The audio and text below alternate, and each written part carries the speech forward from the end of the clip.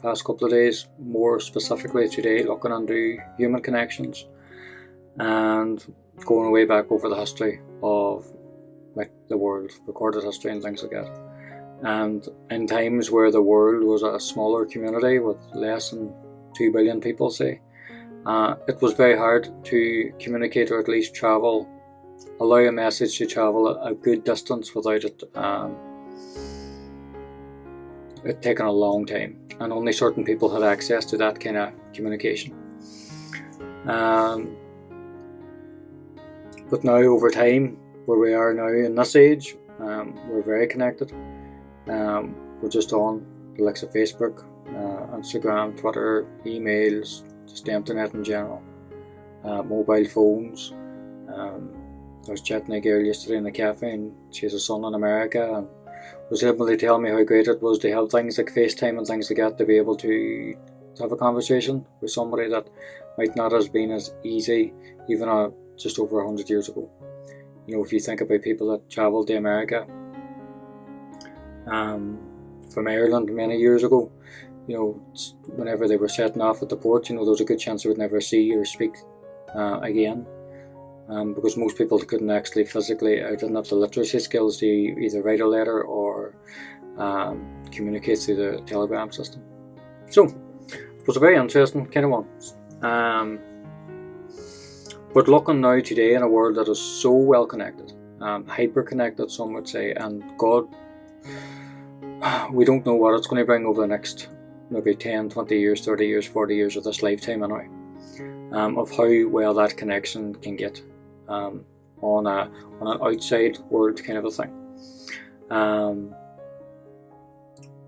But with all that and that all being said, there's a lot more people seems to be a bit more disconnected.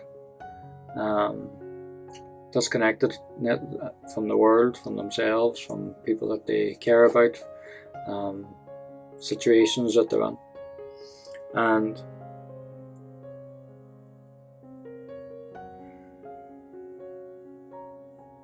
it happens fairly frequently, and it's not something that is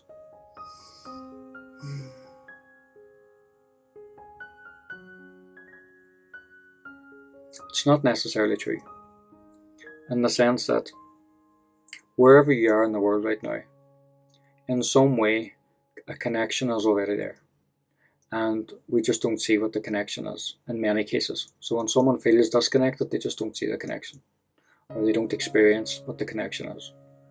If you look at the state of confusion, typically in confusion, in a neurological way, firing wires in your brain, a connection hasn't been made, and it's almost like the search. Confusion is nearly the search to make that connection for allow a penny to drop, so to speak. Whereas connection, I would see it as has always been there. So wherever you are in the world now, you are connected to another piece of the world. And how irrational that is, I'm sitting on a chair, that chair sitting on a ground. That ground is then connected to the actual ground, and that actual ground has a connection to the rock solid foundation. So if you're looking for foundations for a building, you're looking for a good bit of rock to actually build your foundation on. And so I'm connected to that rock because the chair is connected to the floor. The floor is connected to the ground. That topsoil is connected then down onto that substrate, and that substrate even holds an ocean. So where we might visually look across at where I'm sitting now, there's England, Scotland, America, the rest of Europe.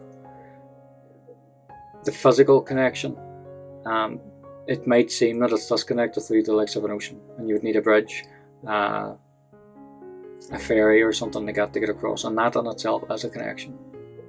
But the very ground that you're sitting on is touching every other piece of ground that's on the planet, even all the oceans. The air that we breathe is connected to the atmosphere. The atmosphere is connected to outer space. That outer space is connected to the moon, the planets and beyond. So even though it doesn't seem that way, as a fact or as a foundational truth, it's always there. The connection, there is a connection always there. And the disconnection that some people would experience then is a disconnection from, they might have a fairly healthy connection with the outside world, friends, family, social situations, the activities that they're doing. Some people can find from time to time, a disconnection from themselves or from the sense of who they are, their essence. And the truth of it is, you can't not be separated from that. And there's layers of thinking, feelings and emotions that seem to masquerade and dance, but like a kaleidoscope changes, or going to a movie, things changing from scene to scene. But the fact is, the connection's always there. And it's a beautiful thing when you fall into it. And if you don't sense yourself falling into it, it's like you can't be connected from yourself. You are that. But at times people can get a sense of it and feel it there. And it's just knowing that you are connected can help bring you to that place where you experience and really get a good sense of what that connection is. And when that happens, you know that happens because everything else, all the drama, the emotions, the thoughts, the experiences that we have seem to just fall away. And it's like the sky is clear.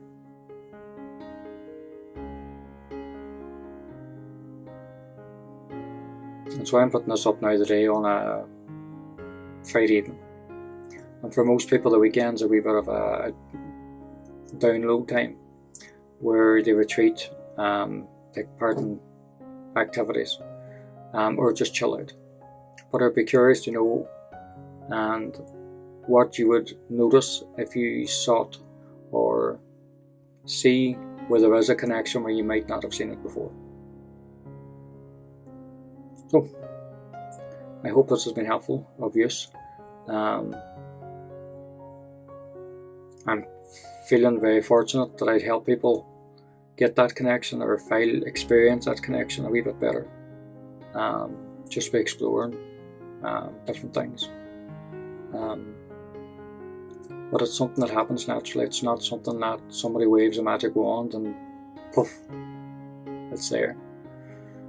The magic is in knowing that it's already there and seeing it, experiencing it, feeling it, in some way touching it.